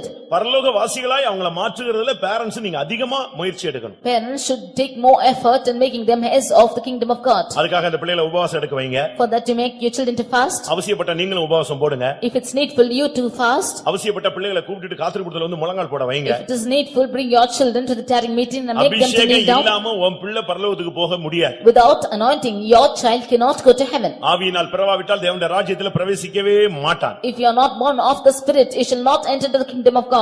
நாம் இந்த நாட்கள்ல நல்ல உங்களுடைய சந்ததி ஆண்டவர் சொல்றார் உன் சந்ததி மேல என் ஆவியை ஊற்றுவேன். The Lord says that I will pour my spirit upon your seed. உன் பிள்ளைகள் நசரேயர்களாய் மாறணும். Your children should become Nazarites. உன் பிள்ளைங்க எலியாவை போல மாறணும். Your children should become like உன் Elijah. பிள்ளைகள் எலிசாக்களை போல மாறணும். Your children should become like Elisha. உன் பிள்ளைகள் தெபோராளை போல மாறணும். Your children should become like Deborah. பிள்ளைகள் பவுலை போல Your மாறணும். children should become like Paul. உங்கள் வாலிபரில் அநேகரை நான் நசரேயனாய எழும்ப பண்ணுவேன் கர்த்தர் வாக்கு பண்ணுகிறார். The Lord promises that the youths will change as the Nazarites. உனக்கு ஒரே ஒரு பிள்ளை தான் இருக்கானா அவன் யோவான் ஸ்நானனை போல வரட்டும். If it is only one son, let us become like John the Baptist. இப்படி உங்களுடைய பிள்ளைகளை குறித்து உங்களுக்கு ஒரு தாகம் இருக்கணும். என் பிள்ளை சீயோனில வந்து நிக்கணும், அது என் கண்ணை எருசலேமில் இருந்து பார்க்கணும்னு நீ ஆசைப்படணும். Like this you should have a thirst concerning your children. My child should stand on Zion and my eyes should see from Jerusalem. தன்னுடைய பிள்ளை சிலுவையிலே தொங்குகிறதை மரியாள் பார்த்து அப்படியே வேதனைப்பட்டா. ஒரு பட்டயம் உன் ஆத்மாவை ஊடுருவி போகும்னு பிறக்கிறதுக்கு முன்னாலே சொல்லப்பட்ட ஒரு வார்த்தை. Mary saw that her son is being crucified and her heart was grieved, and this was the prophetical word that the sword shall go in your heart was the prophetical word. அதே கண்கள் இன்றைக்கு பிதாவின் சந்நிதியிலே பிதாவுக்கு வலது பார்சத்திலே தன்னுடைய குமாரன் வீற்றிருப்பதை அவள் காண்கிறாள். That same eyes is seeing him seated with the Father on his throne. என் பிள்ளை சீயோன்ல நிக்கணும் ஆண்டவரே, நான் போய் அதை பார்க்கணும், எருசலேமில் இருந்து பார்க்கணும்னு சொல்லணும். நீ My son, my child should go and stand on Zion. I should see him from Jerusalem. நீங்க உங்களில் எத்தனை பேர் அப்படிப்பட்ட ஒரு தரிசனத்தோடு இந்த மார்க்கத்துல பைபிளை தூக்கிட்டு வந்துகிட்டு இருக்கீங்க? How many of you with that vision had come into this religion? உன் சந்ததியின் மேல் என் ஆவியை ஊற்றுவேன். I will pour my spirit upon thy seed. சும்மா அந்நிய பாஷை அல்ல, Not just tongues, ஒரு விண்ணப்பத்தின் ஆவி, but the spirit of ஒரு supplication, கிருபையின் ஆவி, but the spirit of grace. ஒரு பயமுள்ள ஆவி அல்ல, தெளிந்த புத்தியுள்ள பலமும் அன்பும் உள்ள ஒரு ஆவி. It's not the spirit of fear, but the spirit which is clear understanding and Sathya love. ஆவி வந்து அந்த பிள்ளைகள் சகல சத்தியத்துக்குள்ள நடத்தப்படுகிற தன்மை. When the spirit of truth comes, this leading this children in all the truth. ஞானம், அறிவு, கர்த்தருக்கு பயப்படுகிற பயம், Wisdom, knowledge and the fear of God. கர்த்தருக்கு பயப்படுறாங்களா? Are they fearing God? உன் பிள்ளைங்க ஊழியக்காரங்களுக்கு பயப்படுறாங்களா? Are your children fearing the servants of God? தேவனுக்கு பயப்படுகிற பயம் இருக்கா? Is there the fear of God in them? தேவ சமூகத்தை குறித்து பயம் இருக்கா? Are they fearing the presence of God? கர்த்தருடைய சமூகத்துல எப்படி உட்காரணும்னு சொல்லி கொடுத்திருக்கிறியா? Have you taught them as to how to be seated in the presence of God? கர்த்தருடைய சமூகத்துல எப்படி Dress பண்ணிட்டு வரணும்னு சொல்லி கொடுத்திருக்கிறியா? Have you taught them as to how to dress in the presence of God? கர்த்தருடைய சமூகத்துல முழங்கால் போடணும்னு சொல்லி உன் பிள்ளைகளுக்கு training கொடுத்திருக்கிறியா? Have you given training to your children, asking them to kneeling down in the presence of God? எப்படி எல்லாத்தையும் பழகணும்னு சொல்லி கொடுத்திருக்கிறியா? Have you taught them as to how to go on with everybody? இதெல்லாம் சொல்லி கொடுக்காம நீ வந்து உலக அறிவை நீ பணத்தை செலவழிச்சு சொல்லி கொடுக்கறதுல பிரயோஜனம் இல்ல. Leaving all this for the worldly knowledge, you spending your money and teaching them is of no use. முதலாவது கர்த்தர் சொல்றார் ஆசீர்வாதம் அல்ல, முதலாவது ஆவியை ஊற்றுறேன். Firstly, the Lord does not promise this blessing, but he is pouring his spirit. இரண்டாவது நான் ஆசீர்வாதத்தை ஊற்றுவேன். It is only secondly he is giving his blessing. முதலாவது உன் சந்ததி மேல ஆசீர்வாதத்தை ஊத்துனா அவன் போயிட்டே இருக்கான். If he should pour out the blessing upon your seed, firstly he will just go on. அவனுக்கு தேவைகள் படிச்சிட்டான், அவனுக்கு ஆசீர்வாதம் கிடைச்சிருச்சு, வேலை கிடைச்சிருச்சு, அப்படிதான் அவன் போயிட்டே இருக்கான். அவனை ஒன்னாலும் கட்டுப்படுத்த முடியல, தேவனுடைய கட்டுப்பாட்டிலே அவன் கிடையாது. He's learnt and he's got all the blessings of this world and he's not controlled by you nor be controlled by God. முதலாவது கர்த்தர் என்ன பண்றாரு? What does the Lord do first? First அவனுக்கு ஆவியை கொடுக்கிறார். Firstly he is pouring his spirit. அப்ப அவன் வாழ்க்கையில என்ன வந்தாலும் கர்த்தருக்காக நிக்கணும்ங்கற ஒரு மனப்போக்கம் வந்த பின்பு அவனுக்கு ஆசீர்வாதத்தை கொடுக்கிறார். Then in his life when he has the attitude as to whatever he does the Lord will be with him, then he is giving his blessing. அப்ப அவன் எவ்வளவு உயரத்துல போனாலும் கர்த்தரை விட மாட்டான். Then however high he is, he will honor the Lord. எவ்வளவு முன்னேற்றம் வந்தாலும் தெய்வத்தை விட மாட்டான். Then whatever progression he is going to, he will not leave the Lord. இவனுக்குள்ள இருக்கிற ஆவி அவனை போதித்து கண்டித்து அவனை உணர்த்தி அவனை சரியான பாதையில கொண்டு செல்கிறது. The spirit within him will correct him and will chastise him and it will take him in the right path. நம்ம இப்ப என்ன செய்றோம்? முதலாவது ஆசீர்வாதம் வாங்கி கொடுத்த பிறகு இவங்களுக்கும் சோறு போட மாட்டேங்கறான், கோயில் பக்கமும் வர்றது இல்ல. But what we are doing is receiving the blessings and giving to our children, and finally he is not honoring them, neither he is coming to the church. அருமையானவர்களே, உங்களுடைய குடும்பங்கள் உங்களுடைய பிள்ளைகள் ஆசீர்வதிக்கப்படாத தன்மைக்கு காரணம், ஆவிக்குரிய தன்மையில முன்னேறாததுக்கு காரணம், உங்களில் அநேகர் இன்னும் யெஷூரனாய் மாற்றப்படவில்லை. Dearly beloved, the reason for your children or your family members not to be blessed is you have still not been changed as children. பிள்ளைகளுடைய ஆவிக்குரிய ஆசீர்வாதமும் பூமிக்குரிய ஆசீர்வாதமும் உங்களுடைய ஆவிக்குரிய ஜீவியத்தின் அடிப்படையிலேயே வழங்கப்படுகிறது. The spiritual and material needs and blessings of your children is based upon your growth of your spiritual life. Elizabeth குறித்து நீங்க படிச்சு பாருங்க. You read about Elizabeth. சகரியாவை குறித்து பைபிள்ல படிச்சு பாருங்க. Read about Zechariah. அவங்க ஒரு முன்மாதிரியான வாழ்க்கை வாழ்ந்தவர்கள். They lived an exemplary life. ஆனபடியால கர்த்தர் என்ன பண்ணாரு? Therefore what did the Lord do? அவருடைய சந்ததியை ஒரு பெரிய வல்லமையுள்ள தீர்க்கதரிசியாய் அவனை உருவாக்கினார். The Lord made their hair as a great prophet. இயேசுவுக்கு ஞானஸ்நானம் கொடுக்கக்கூடிய ஒரு தகுதி உள்ளவனாய் அவனை உருவாக்கி நல்ல ஒரு பாத்திரமாய் கர்த்தர் கொண்டு வந்தார். The Lord formed him as a great vessel in that he might baptize even Jesus. அந்த பெற்றோர்கள் ஒரு யெஷூரனை போல போல இருந்தார்கள். Those parents were like Jeshurun. பிள்ளைகள் வல்லமையுள்ள தீர்க்கதரிசிகளாய் உருவானார்கள். The children were formed as a powerful prophets. பிலிப்பு ஒரு நல்ல ஒரு தேவனுடைய மனிதன். Philip was a good man of God. அவனுக்கு 4 பெண் பிள்ளைகள். He had 4 female children. ஒரு வீட்ல ஒரு பொன் பிள்ளையை வச்சிட்டு கஷ்டப்படுறவங்க எத்தனை பேர் இருக்காங்க? There are so many who were suffering with one female child. அதே வீட்ல 2 பிள்ளைங்க இருந்தா அவ்வளவுதான் தொலைஞ்சான் அவன். If there are 2 girls, then he is gone. இன்னும் 3 பொம்பளை பிள்ளைங்க ஒரு வீட்ல இருந்தா என்ன ஆகுறது? And yet for 3 of them, what will happen in the family? ஆனா பிலிப்புவின் வீட்ல 4 பெண் பிள்ளைகள். But in the house of Philip were 4 female children. 4 பிள்ளைகளும் கன்னியாஸ்திரிகள். And all the 4 were virgins. 4 பேரும் தீர்க்கதரிசிகள். And all the 4 were prophets. ஒரு தகப்பன் தம் பிள்ளையை எப்படி ஃபார்ம் பண்ணியிருக்கான் பாருங்க. See how the father has formed his children. எப்படி வளர்த்திருக்கான் பாருங்க. See how he has grown them. அவனுடைய மைண்ட்ல அந்த பிள்ளைகளை குறித்து எப்படிப்பட்ட ஒரு தரிசனம் இருந்ததுன்னு பாருங்க. See what kind of vision he had about the children in his mind. அப்போஸ்தலர் 21ஆம் அதிகாரம் 9ஆம் வசனத்தை பார்க்கும் பொழுது Acts chapter 21 verse 9. தீர்க்க தரிசனம் சொல்லுகிற கன்னியாஸ்திரிகளாகிய 4 குமாரத்திகள் அவனுக்கு இருந்தார்கள். He had 4 young daughters who were virgins who did prophesy. 4 பிள்ளைகளும் கர்த்தர் சொல்றாருன்னு சொல்லிட்டு பட்டு வசனம் கர்த்தருடைய வார்த்தைகள் வெளியே வரும். And all the 4 daughters said that the Lord spoke like this and the word of God will come ஒரு out. ஆவிக்குரிய வாழ்க்கை வாழ்ந்த ஒரு சந்ததியை அவன் வைத்திருந்தான். He had a generation who lived a spiritual life. உன் பிள்ளை ஜெபம் பண்றானா? Is your children praying? சரி நீங்களும் பிள்ளைகளை பத்தி இவ்வளவு வளர்ந்து வந்திருக்கீங்களே உங்க பிள்ளைகள் எல்லாம் இன்னைக்கு தேவ சமூகத்துல இங்க இல்ல எங்கயாவது ஒரு இடத்துல தேவ சமூகத்துல உட்கார்ந்திருப்பானா? You have begotten your children and they will come here. Is your son seated in any of the seats in the church of God? இங்கேயோ எங்கேயோ ஏதோ ஒரு இடத்துல தேவ சமூகத்துல உட்கார்ந்திருக்கானா? Is he here or anywhere else seated in the presence of God? எங்கயாவது ஒரு இடத்துல தேவ சமூகத்துல உட்கார்ந்திருக்காளா? உன் பிள்ளை மகள் உட்கார்ந்திருப்பாளா? Is your daughter seated in anywhere in the presence of God? நீ யெஷூரனா இருந்தால் கர்த்தர் உன் சந்ததியின் மேலே ஆவியை ஊற்றுவார். If you be a Jeshurun, then the Lord will pour out the spirit on your seed. ரட்சிக்கப்படுறது ஒரு பகுதி.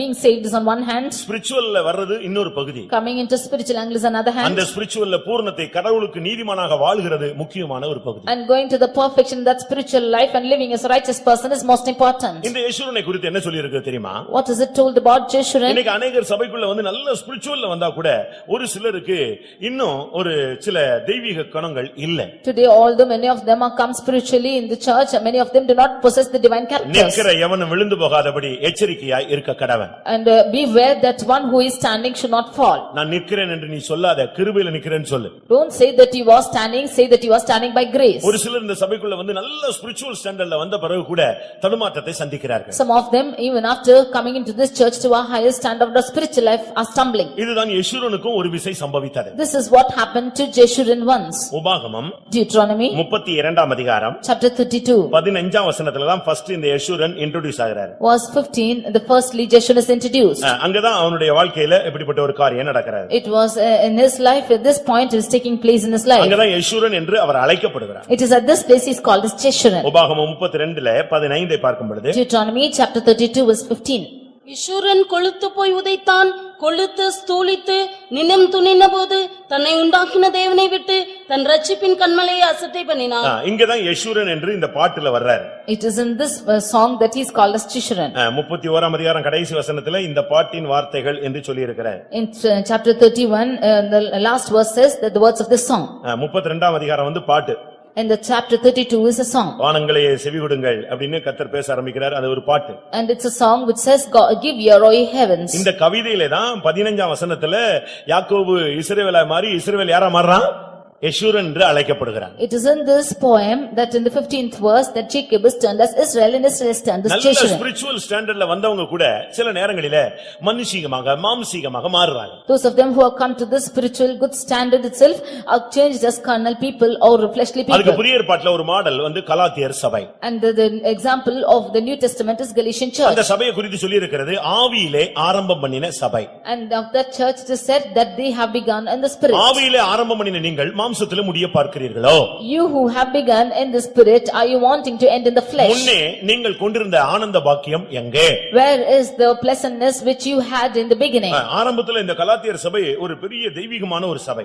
In the beginning this Galatian church was a good church. ஊழியக்காரங்கன்னா கடவுள் மாதிரி அவங்களுக்கு. When it is the servants of God, it will look as God to them. அப்படியே உயிரை விட்டுருவாங்க. They will give their own lives. ஆனா இப்போ அப்படிலாம் கிடையாது. But now it's not so. கலாத்தியர் 4ஆம் அதிகாரத்தை நீங்க பாத்தீங்கன்னா When you read in Galatians chapter 4, அங்கே சொல்லி இருக்கிறது. It is said like this.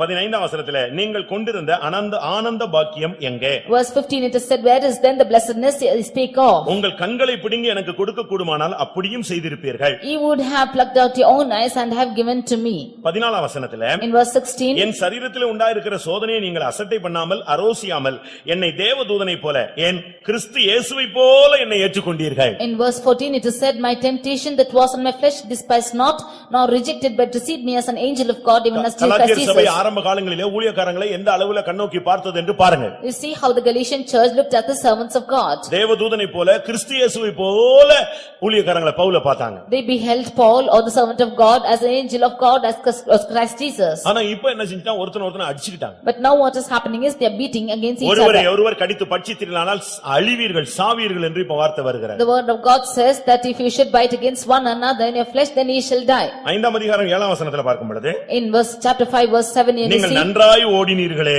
ye did run well. இப்போ உங்களுக்கு என்ன நடந்தது? But now what happened to you? அப்ப இதுல இருந்து என்ன விளங்கிக் கொள்கிறோம்? But what do we understand from this? யேசுவனாய் மாறினவர்கள் கூட இன்னைக்கு अनेகர் தடுமாறுகிறார்கள். Even those of them who have become as Jeshurun, many of them are stumbling. அதுக்கு காரணம் என்ன தெரியுமா? The reason for this is, கொழுப்புன்னு சொல்லி இருக்கு. and it is said about fatness. அப்படிதான் Bible சொல்லுது. That is how the word of God says. யேசுரன் கொழுத்து போய் நினந்துள்ளி உதைத்தான்.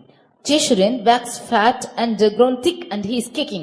இப்போ அவங்களுக்கு ஒரு சுய கௌரவம் வந்துருச்சு.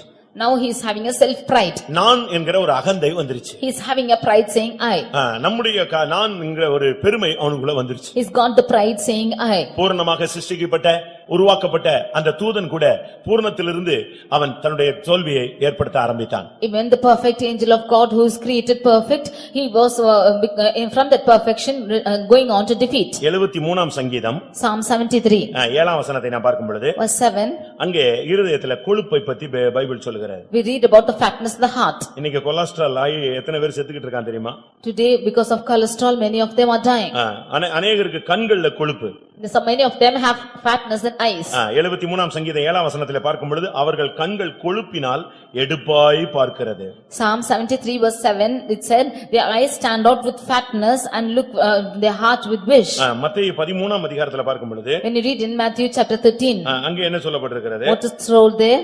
அங்கே இருதயத்திலே கொழுப்பை குறித்து சொல்லி இருக்கிறது. There it is said of fatness in heart. மத்தேயு 13:15 பார்க்கும் பொழுது When you read in Matthew 13:15, அங்கே என்ன சொல்லப்பட்டிருக்கிறது? what is told there? அவர்களுடைய இருதயம் கொழுத்திருக்கிறது. Their heart is waxed gross. இருதயம் கொழுத்து போய் இல்லாவிட்டால் கண்கள் கொழுத்து போய் இல்லாவிட்டால் யெஷுரனை போல கொழுத்து போய் அநேகர் இந்த ஆவிக்குரிய ஜீவிதத்துல நல்ல ஒரு ஸ்டேஜ்ல வந்துட்டு கூட அவர்கள் பின்மாற்றத்திலே சந்திக்கிறார்கள். Their heart is waxed with fatness, or their heart or their eyes is waxed with fatness, and some of them are waxed like Jeshurun, and in their spiritual life they are kicking like Jeshurun. ஆனால் கர்த்தர் என்ன பண்ணார் தெரியுமா? But what did the Lord do? இந்த யெஷுரனை ஒரு தட்டு தட்டி சரிப்படுத்தினார். He knocked out this Jeshurun and he made him right.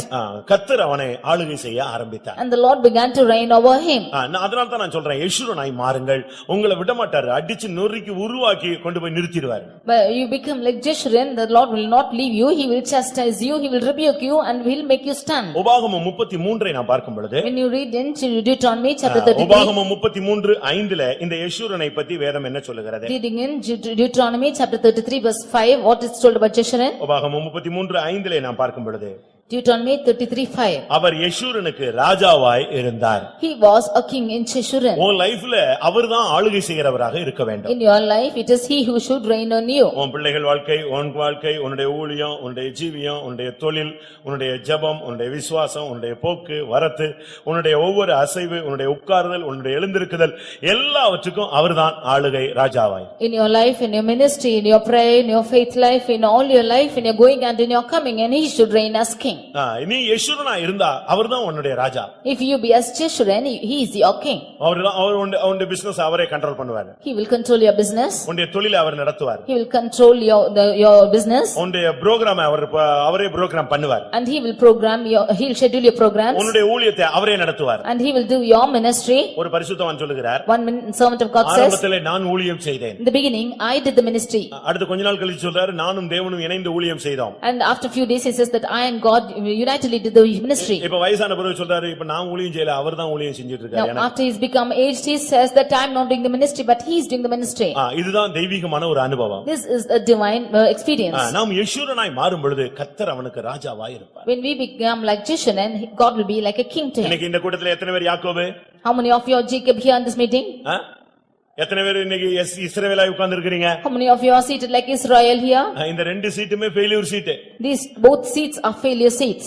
யாக்கோபும் தோத்து போன ஒரு நபர் தான், இஸ்ரவேலும் தோத்து போன ஒரு நபர் தான். Jacob and Israel are defeated members. ஆனால் யெஷூரன், But Jeshurun, யெஷூரனுக்கு தான் கர்த்தர் வர்றார். it is to Jeshurun that the Lord is coming. யாக்கோபுக்காக இயேசு வரவில்லை. It is not for Jacob that Jesus is coming. இஸ்ரவேலுக்காக இயேசு வரவில்லை. Jesus did not come to Israel. நீங்க பாருங்க இப்ப எழுத்தின்படி பாருங்க இயேசு ரகசிய வருகையில வரும்பொழுது இஸ்ரவேலுக்காக வர்றதில்லை. யாருக்காக வராரு? சபைக்காக வராரு. Literally you see that Jesus is not going to come back for Israel but for the church. சபையிலும் கூட யாக்கோபா இருக்கிறவனுக்கு வரல. It's not for Jacob in the church. சபையில கூட இஸ்ரவேலா இருக்கிறவனுக்கு வரல. It's not for Israel in the church. இந்த சபையிலும் நீ யெஷூரனா இருந்தா உனக்காக ஆகாய மண்டலங்களில் இயேசு வருகிறார். Even in this church, if you are Jeshurun, the Lord is coming in the skies. உபாகமம் 33:26 பார்க்கும் பொழுது When you read in Deuteronomy chapter 33 verse 26. வானங்களில் இயேசு வருகிறது யாருக்காக? Who is the Lord coming in the skies? வாசியங்கள் உபாகமம் 33:26. Deuteronomy 33:26. யெஷூரனுடைய தேவனைப் போல் ஒருவரும் இல்லை. அவர் உனக்கு சகாயமாய் வானங்களின் மேலும் தமது மாட்சிமையோடு ஆகாய மண்டலங்களின் மேலும் ஏறி வருகிறார். யாருக்காக இயேசு ஏறி வருகிறார்? Who is Jesus coming up? ஆரவாரத்தோடும் தேவ எக்காளத்தோடும் மேகங்கள் மேல் வருகிறாரே அவர் யாருக்காக வருகிறார்? He is coming with the sound of the trump and with the sound of the archangels. Whom is he coming for in the skies? எக்காள சத்தத்தோடும் ஆரவாரத்தோடும் தேவ எக்காளத்தோடும் அவர் இறங்கி வருவதனுடைய ரகசியம் என்ன? What is the secret of him coming with the trump of the and with the sound of the archangels? What's the secret of சபைகளிலே this? இருக்கிற யாக்கோபை சேர்க்கும்படியாகவா? Is he coming to gather the Jacob in the church? எல்லாரையும் ஏமாத்திட்டு துக்கப்படுத்திட்டு உட்கார்ந்துட்டு இருக்கிறவனை சேர்க்கவா வர்றாரு? Is he coming and to gather the ones who are grieving the others and deceiving the others? ஜெபிச்சு ஜெபிச்சு உலக ஆசீர்வாதங்களை வாங்கி கொண்டிருக்கிற ஒரு இம்மைக்காக ஜீவிக்கிற கூட்டங்களுக்காக இயேசு வருகிறாரா? Or is Jesus coming to the ones who are praying and receiving the earthly blessings? தேவபக்தியாய் நடக்க விரும்புகிற யாவரும் துன்பப்படுத்தப்படுவார்கள். அநேக உபத்திரவங்களின் வழியாக இந்த பாதையிலே போய் கொண்டிருக்கிற ஜனங்களுக்காக யெஷூரனாக வாழ்வே தேவனுக்காக அர்ப்பணித்து இயேசு போதும் என்கிற வாழ்க்கையிலே என் சந்ததி ஆவிக்குரிய சந்ததியாய் சீயோனிலே எருசலேம் வந்து சேர வேண்டும் என்கிற வாஞ்சையுள்ள யெஷூரர்களுக்காக இயேசு ஆகாய மண்டலங்களில் வருகிறார். All those who live a godly life will be persecuted, and to the ones who are living a life of full of persecution in this world, and to them who are living like Jeshurun in this world, the Lord Jesus is coming in the mid skies. யெஷூரனுடைய தேவனை போல ஒருவரும் இல்லை. There is nobody else like the God of Jeshurun. பாருங்க இப்ப யாக்கோபு address கிடையாது. Now there is no address of Jacob. யாக்கோபு மரித்து விட்டான். Jacob is dead. இஸ்ரவேல் அழிக்கப்பட்டு விட்டது. Israel is destroyed. இப்பொழுது யெஷூரனே நின்று கொண்டிருக்கிறார். Now it's Jeshurun who is standing. உனக்குள்ள இருக்கிறதான ஆவிக்குரிய பெருமை பூமிக்குரிய பெருமை எல்லாம் போக வேண்டும். The pride, the spiritual pride and the material worldly pride of from you should go. இந்த சபையில உள்ள எல்லாருக்கும் வரதில்லை. இந்த சபையில யாரா இருந்தாலும் யெஷூரனாய் மாறினவங்களுக்கு தான் இயேசு வர்றார். He is not coming from all of them in the church, but whoever is turned is Jeshurun in the church, only to them he is coming. கடவுளுடைய நீதிமான்களாய் மாறினவர்கள். Those who have become the righteous of God. இரத்தத்தினால் நீதிமான்களாக்கப்பட்டவர்கள். Those who have become righteous by the blood. விசுவாசத்தினால் நீதிமான்களாக்கப்பட்டவர்கள். Those who have become righteous by faith. அழைப்பினால் நீதிமானாக்கப்பட்டவர்கள். Those who have become righteous by calling. அறிக்கையினால் நீதிமானாக்கப்பட்டவர்கள். Those who have become righteous by confession. நீதிமானாக தேவனால் மாற்றப்பட்டவர்கள். Those who are changed as righteous by God. கிரியைகளில் நீதிமான்களாய் வெளிப்பட்டவர்கள். Those who are turned as righteous by their works. இப்படிப்பட்ட நீதிமான்களுடைய கூட்டத்துக்கு தான் இயேசு வர்றார். Only to such people who are righteous the Lord is coming. நீதிமான்கள் தான் எடுத்துக்கொள்ளப்படுகிறார். Only the righteous are being caught up. இத தான் ஏசாயாத்துக்கு சொன்னார் நீதிமான்கள் எடுத்துக்கொள்ளப்படுகிறார். That is why prophetical Isaiah says that the righteous are caught up. மனதிலே சிந்திக்கிறவன் ஒருவனும் இல்லை. And there is no one to consider in his mind. யாருக்காக இயேசு வருகிறார்? To whom is Jesus coming? அந்த இடத்துல பாருங்க யாக்கோபு அட்ரஸே கிடையாது. There is no address of Jacob at all. யாக்கோபு மறைந்து விட்டான். And Jacob is hidden. இஸ்ரவேல் அப்படியே மறைந்து போனான். Israel is hidden. இப்பொழுது நிலைத்திருந்தது யெஷூரனே. The one who is abiding is Jeshurun. யெஷூரனுக்கு தான் இயேசு ஆகாய மண்டலங்களில் வருகிறார். It is for Jeshurun that Jesus is coming in the skies. இது எப்ப உள்ள ஒரு தீர்க்கதரிசனம் பாருங்களேன். See, when is this prophecy? இந்த தீர்க்கதரிசனம் நமக்குரியது. This prophecy is for us. அவர் சொல்ல உனக்கு சகாயமாய். that he might help you வானங்களின் மேலும் in the skies. தமது மாட்சிமையோடு ஆகாய மண்டலங்களின் மேலும் ஏறி வருகிறார். And with his excellency he is riding on the skies. யாருக்காக வர்றாரு? Whom is he coming for? யாருக்காக? Whom is he coming for? யெஷூரனுக்காக வருகிறார். He is coming to Jeshurun. யெஷூரனை போல மாறினவங்களுக்கு தான் இயேசுவுடைய வருகை ஆசீர்வாதமாக இருக்கும், பிரயோஜனமாக இருக்கும், இணையக்கூடிய தன்மை வாய்ப்புள்ளதாய் இருக்கும். Only to the ones who are turned as Jeshurun, the coming of the Lord will be a blessing and it will be a place of uniting you with the Lord. யெஷூரனாய் மாறினால் உன் சந்ததி ஆவியினால் ஆசீர்வதிக்கப்படும். If you become like Jeshurun, then your seed will be blessed by the Spirit. நீ யெஷூரனாய் மாறினால் உன் சந்ததி ஆசீர்வதிக்கப்படும். If you become like Jeshurun, your seed will be blessed. உங்களில் எத்தனை பேர் யெஷூரனாய் மாற விரும்புகிறீர்கள்? How many of you desire to be turned as Jeshurun? அப்படியானால் தேவனுடைய சமூகத்திலே கண்களை மூடுங்கள். If so, then close your eyes in the presence of the Lord. நன்றாக புரிந்து கொள்ளுங்கள், யாக்கோபுக்கோ இஸ்ரவேலுக்கோ இயேசு வருகிறதில்லை, யெஷூரனுக்கு மாத்திரமே இயேசு வருகிறார். Understand this, that Jesus is not coming for Jacob or Israel, he is coming only for Jeshurun. அவர் உன்னை உண்டாக்கினார். He is the one who has formed us. உன்னை உருவாக்கினார். He has created us. இன்றைக்கு உனக்கு உதவி செய்கிறார், துணை நிற்கிறார். And today he is there to help you and is with you. நீ யாக்கோபா இருந்தாய். If you were Jacob, உன்னை இஸ்ரவேலாய் மாற்றினார். he changed you as Israel. இப்பொழுதோ கர்த்தர் உன்னை யெஷூரனாய் உருவாக்கி கொண்டிருக்கிறார். And now the Lord is forming you as Jeshurun. எத்தனை பேர் யெஷூரனாய் மாற விரும்புகிறீர்கள்? How many of you want to be changed as Jeshurun? நீ யெஷூரனாய் மாறும் பொழுது எக்கால சத்தம் உனக்கு கேட்கும், உனக்காகத்தான் அவர் ஆகாய மண்டலங்களில் வருகிறார். When you are changed as Jeshurun, it is for you that the Lord is coming in the skies and you will hear the trumpet sound. யெஷூரனாய் மாற விரும்புகிறவர்கள் கண்களை மூடி முழங்கால் படியிடுங்க. All those who want to become like Jeshurun, close your eyes and kneel down. ஒரு விஷயம் நம்மை தாழ்த்த வேண்டிய ஒரு நேரம் வந்து விட்டது. It is the time for us to humble for a moment. சில நிமிடங்கள் நம்முடைய பலவீனங்களை தூக்கி எறிந்துவிட்டு முழங்கால் படியிட்டு ஆண்டவரை நோக்கி பார்ப்போமாக. For some moments let us throw away our weakness and kneel down and look unto the Lord. பயப்படாதே. Do not fear. யெஷூரனே நீ பயப்படாதே. O Jeshurun, do not fear. நான் உன்னை உண்டாக்கினேன். For I have formed உன்னை you. உருவாக்கினேன். I have created you. நான் உனக்கு துணை நிற்பேன். And I will be with you. நான் உனக்கு கடைசி வரை துணை செய்வேன். I will help you till the end. நீ யாக்கோபா இருந்தாய். You were Jacob. உன்னை இஸ்ரவேலாய் மாற்றினேன். I changed you as Israel. நிச்சயமாய் உன்னை யெஷூரனாய் மாற்றிக் கொண்டு இருக்கிறேன். And sure I am changing you as Jeshurun. உன் சந்ததி ஆசீர்வதிக்கப்படும். Your seed will be blessed. உன் சந்ததி அபிஷேகிக்கப்படும். Your seed will be anointed. உன்னுடைய வறண்ட நிலங்கள் தண்ணீர் தடாகமாய் மாறும். Your dry grounds will flood with water. கர்த்தர் அப்படி சொல்லுகிறார் என்று விசுவாசிகள் கண்களை மூடி நெடுமுழங்கால் போடுவோம். All those who believe that the Lord is telling like this, close your eyes and kneel down. சில நிமிடங்கள் பரத்தை நோக்கி பார்ப்போமாக. For some moments let us look up to heaven. கர்த்தாவே என்னை யெஷூரனாய் மாற்றும். Lord, you change me as Jeshurun. என்னை எவ்வளவோ மாற்றினீர், ஆனாலும் கூட சில நேரங்களிலே நான் நினந்துள்ளி நான் உம்மை உதைத்து என் கண்மலையாகி உம்மை அசட்டை பண்ணி உம்மை மறந்து போய்விட்டேன். You have changed me so much, but I have waxed fat and I have grieved you and have kicked you and have lost the rock which you have formed me. உன் கண்மலையாகிய தேவனை மறந்தாய் என்று குற்றம் சாட்டப்படுகிறான். And he is accused that he has forgotten the rock which is the Lord. எல்லாரும் கண்களை மூடுவோம். Let's all close our eyes. தலையை உயர்த்துங்க. Let's all lift up our heads. முடிந்தால் நீங்கள் கண்களை மூடி முழங்கால் படியிடுறதுல தவறே கிடையாது. If possible for you to kneel down and close your eyes, it's not wrong. கர்த்தர் நம்முடைய மத்தியிலே யெஷூரர்களை இந்த கூட்டத்திலே சந்திக்கும்படியாக The வந்திருக்கிறார். Lord is come in our midst to meet people who are Jeshurun. இன்றைய மெசேஜ் யாக்கோபை இஸ்ரவேலாய் மாற்றுவது. Today's message is Jacob being turned to Israel. இஸ்ரவேலை யெஷூரனாய் மாற்றுவது. And Israel being changed to Jeshurun. மெயினாக கர்த்தர் யெஷூரர்களோடு பேசிக் கொண்டிருக்கிறார். And to the ones who are Jeshurun, the Lord is speaking. யெஷூரனாய் மாற்றும்படியாக அவர் போராடி கொண்டிருக்கிறார். And the Lord is striving to change you as Jeshurun. கர்த்தாவே என்னை யெஷூரனாய் மாற்றும் என்று எத்தனை பேர் சொல்றீங்க? கைகளை வைத்துங்க பார்க்கலாம். How many of you say that Lord change me as Jeshurun? Lift your hands. நீர் வரும்பொழுது நான் யெஷூரனாய் நிற்க வேண்டும். When you should come, I should stand as Jeshurun. நான் யாக்கோபாய் வாழ்ந்த காலங்கள் போதும் ஆண்டவரே. Enough for the days that I lived as Jacob. எத்தனாக வாழ்ந்த காலங்கள் போதும். Enough for the days that I lived as a deceiver. ஏமாற்றி வாழ்ந்த காலங்கள் போதும். Enough for the days that I deceived and lived. நான் செஞ்சது நியாயம்தான், நியாயப்படிதான் நான் ஆசீர்வாதத்தை வாங்கினேன்னு சொல்லி நியாயம் பேசி நீதிகரிச்ச நாட்கள் போதும். Enough for the days that I have justified, that I have rightly gained my blessing. நீ நியாயமாக வாழ்ந்தாலும் கூட உலகத்தின் ஆசீர்வாதத்துக்காகத்தான் அப்படி வாழ்ந்திருக்கிறாய். Even if you have justly lived, you have lived for the blessing of this world. உன் பிள்ளைக்காக ஜெபிக்கிற, பிள்ளைகளுக்காக ஜெபிக்கிற, ஆனா உன் சந்ததி சீயோனா எருசலேமாய் மாறணும்னு என்னைக்காவது ஜெபித்தாயா?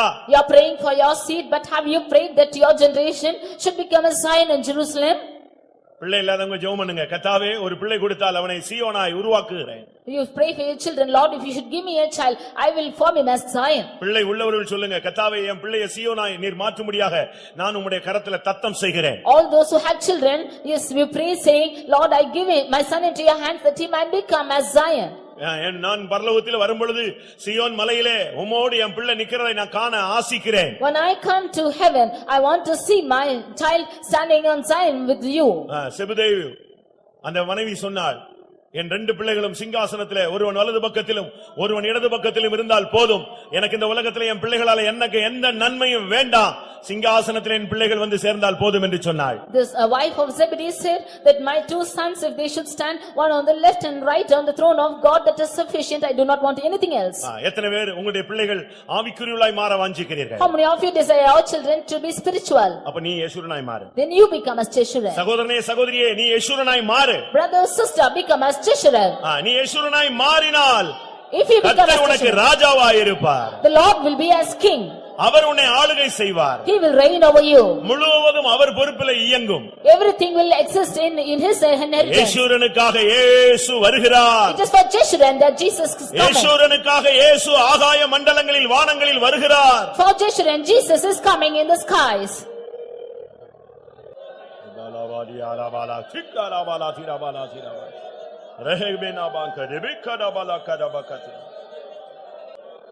Hallelujah. Rabakadabalam thidibikadabakatudabal. Hallelujah. Hallelujah. Hallelujah. Amen. ஒவ்வொரு ஊழியர்களும் ஒவ்வொரு பெற்றோர்களும் ஒவ்வொரு பிள்ளைகளும் ஆமென் யேசுரனாய் மாறும்படியாக தேவனுடைய கரங்களிலே ஒப்புக்கொடுங்கள். அவர் உன்னை உண்டாக்கினவர். ஹல்லேலூயா. யேசுரனாய் உன்னை உருவாக்குவார். ஹல்லேலூயா. ஹல்லேலூயா. ரிபிகடாபாலா கதிகடாபாலா. Hallelujah, hallelujah. Rebecca da bala thila mania. Ekala makara makara. Amen, amen. ஆம். பெற்றோர்கள் இந்த விஷயத்துல நல்லா நீங்க ஜெபிக்க வேண்டிய நேரம். இப்படியே போய் உட்கார்ந்து ஒதுங்கிர கூடாது. உன் பிள்ளைகளுடைய ஆசீர்வாதத்துக்கு தான் இவ்வளவு நேரம் கர்த்தர் பேசுறார். உன் லைஃப்ல தான் இருந்துதான் நீ வேர் அந்த கிளைகள் தெய்வீகமாய் மாறணும். ஒரு நிமிஷம் முழங்கால் போட்டு உன் பிள்ளைக்காக ஜெபிக்கலன்னா என்ன தகப்பன் என்ன தாய்? கர்த்தருடைய சமூகத்தில் கர்த்தாவே என் பிள்ளைகள் என் சந்ததி ஆவியினால் ஆசீர்வதிக்கப்படட்டும், என் சந்தானத்தின் மேல் ஆசீர்வாதத்தை ஊற்றுவேன் என்று சொன்னீரே, அந்த வார்த்தையை நிறைவேற்றும் ஆண்டவரே. ஹல்லேலூயா. ஒரு நேரம் ஒரு நிமிஷம் கண்ணை மூடி ஜெபம் பண்ணி பாரு, கர்த்தர் உன் பிள்ளைகளை மகிமையாய் மாற்றுவார். ஹல்லேலூயா, ஹல்லேலூயா, ஹல்லேலூயா. ரபாலியா கரபலா கஷரபலா சிக்கா. ஆம், கர்த்தர் உன்னை ரட்சித்தது, இத்தனை விபத்துகளிலிருந்து உன்னை பாதுகாத்தது, இத்தனை மரண போராட்டங்களிலிருந்து உன்னை தப்புவித்தது, உன் பிராணனை அழிவுக்கு தப்புவித்தது, உன் கண்களை கண்ணீருக்கு தப்புவித்தது, உன் கால்களை விழுகைக்கு தப்புவித்ததுக்கு காரணம் ஒரே நோக்கம், நீயும் உன் பிள்ளைகளும் யேசுரர்களாய் மாறும்படியாக. எப்படியாயினும் நீயும் உன் சந்ததியும் யேசுரனாய் மாறி ஆகாய மண்டலங்களில் அவர் வரும்பொழுது அவரோடு கூட நீ போய் சேர வேண்டும். அந்த தரிசனத்தோடு அந்த நிச்சயத்தோடு தான் கர்த்தர் உன்னை எல்லா தீங்கிலிருந்து விலக்கி பாதுகாத்து உன்னை வழிநடத்தி வருகிறார்.